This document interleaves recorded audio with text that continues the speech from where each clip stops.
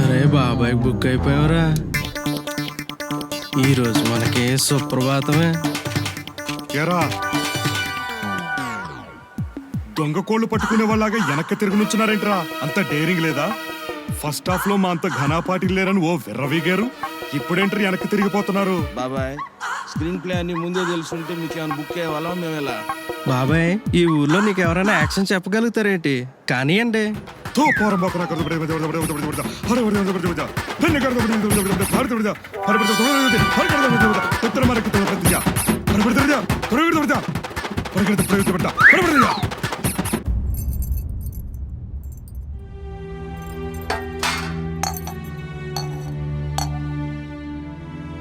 బావా హెచ్ఎం గారు కనిపించారు.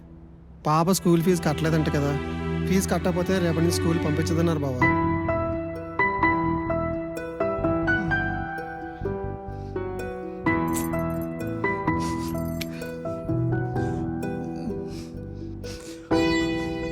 ఊరుకో బావా ఊరుకో, బాధపడుకో. భార్య పిల్లల కోసమైనా సరే నువ్వు ధైర్యంగా ఉండాలి బావా. నా కోసం నువ్వు కొంచెం తిన్నా అన్నా.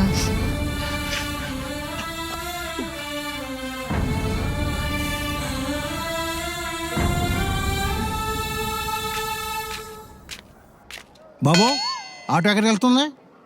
ఎక్కడికి వెళ్ళదు సార్, ఇక్కడే ఉంటుంది. అదేంటి బాబు ఏమైంది? ఏమంటే ఏమని చెప్పండి సార్, ఆటో రిపేర్కి వచ్చింది. అలా అంటే ఎలా బాబు, ఏదో ఒక పని చేసుకోవాలి కదా. నేను ఆల్రెడీ పనిలోనే ఉన్నాను సార్. ఇదిగా ఆ? పని చేయడం అంటే మందు బాటిల్ వాటర్ బాటిల్ కాదురా. సిగరెట్ కాల్చరా? సిగరెట్ కాల్చడం కాదు బాబు, ఏదో ఒకటి సంపాదించాలి కదా. ఆల్రెడీ క్వార్టర్ సంపాదించాను సార్. పని చేయడం అంటే మందులు తాగడం కాదు బాబు. నీకు మందు అలవాటు లేదండి? నీకెలా తెలుసు? అందుకే ఇలాంటి నీతి కబుర్లు ఎన్నన్నా చెప్తావు. నీకు చెప్పే ఓపిక ఉన్నా నాకు వినే ఓపిక లేదు. వెళ్ళు పని చూసుకో. వెళ్ళవయ్యా, నీతో మాట్లాడాలంటే నేను మందు తాగాలేమో. పోవాయ్.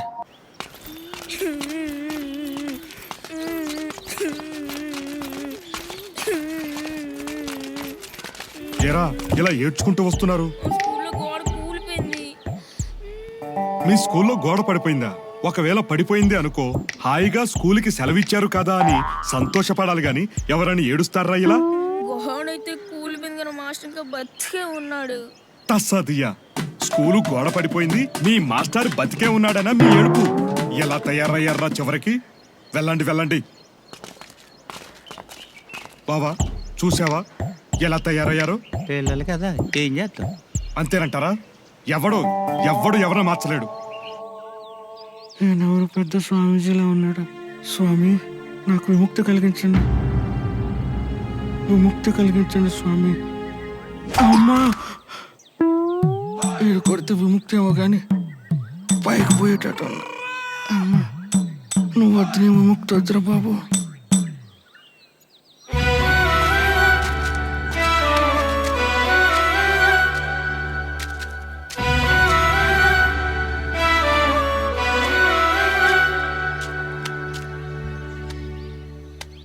ఏమే మా మామ ఇంకా ఇంటికి రాలేదా?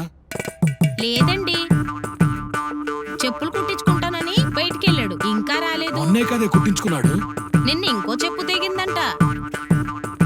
సరే ఇంతకి ఏం కూర ఉండవు? ఏం కూర వండినా మొత్తం మీ మామయ్య తినేస్తున్నాడు కదా, అందుకే ఈ రోజు కాకరకాయ కూర వండానండి. మామయ్య సంగతి నీకు తెలీదు, ఏదైనా తినేస్తాడు. వాడు వచ్చేలోపు మనం తినేసి కొంత బయట పెట్టి మనం తలుపేసేసుకోవాలి. అలాగేనండి.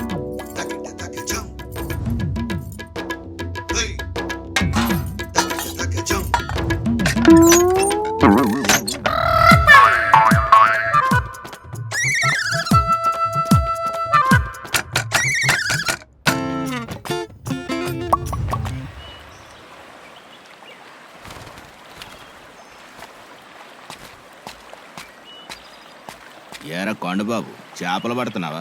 చెరువులో చేపలు పడిపోతే ఉడతలు పడతాయి ఏటి? చేపలే పడుతున్నా. బాగా మాటలు నేర్చావురా.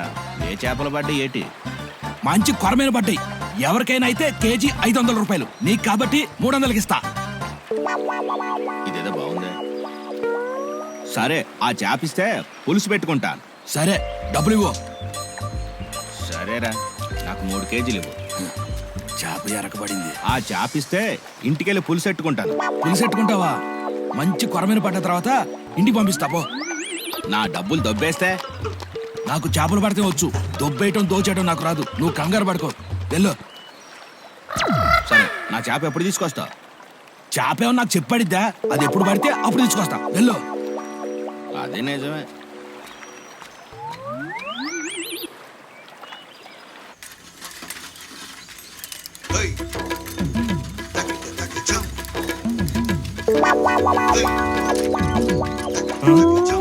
ఒరే ఎదవా, ఎక్కడికి వెళ్ళావు?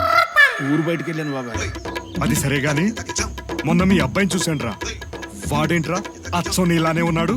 నా కొడుకు నాకులాకుండా పోతే నీలాగా ఉంటాడా బాబాయ్? రే, ఉంటే ఉన్నాడు కానీ నీకులాగా వాడికి బుర్ర పోలేదురా.